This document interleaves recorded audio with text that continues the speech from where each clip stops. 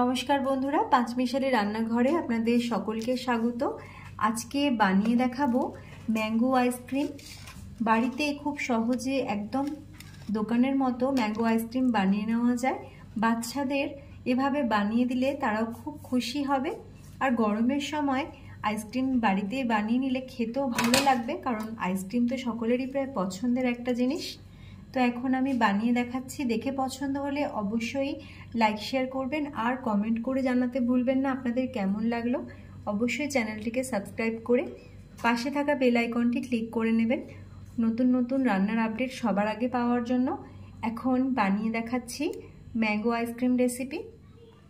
আজকে বানিয়ে দেখাবো ম্যাঙ্গো আইসক্রিম।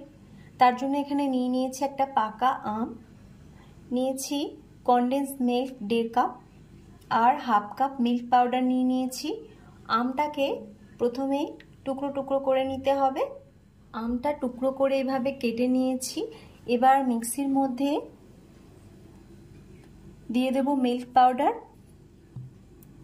কনডেন্স মিল্ক আর এর সাথে পাকা আম দিয়ে ব্লেন্ড করে নিতে হবে। এখন আমটাকে ব্লেন্ড করে নিয়েছে, একটা বোলের মধ্যে ঢেলে নিতে হবে। এখানে ব্লেন্ড করা আমটাকে এই বোলের মধ্যে ঢেলে নিচ্ছি। এখন বোলের মধ্যে ঢেলে নেওয়ার পর একটা ফয়েল পেপার দিয়ে মুখটাকে ভালো করে মুড়ে নিতে হবে।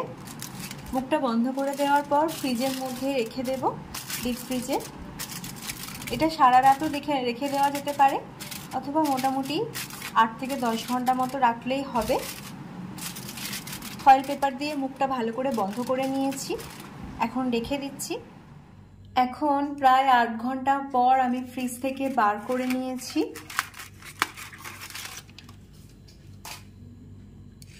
আইসক্রিমটা খুব ভালোভাবে বসে গেছে। এখন স্কুপে করে আইসক্রিমটা কেটে তুলে দেখাচ্ছি এটা কত সুন্দর হয়েছে।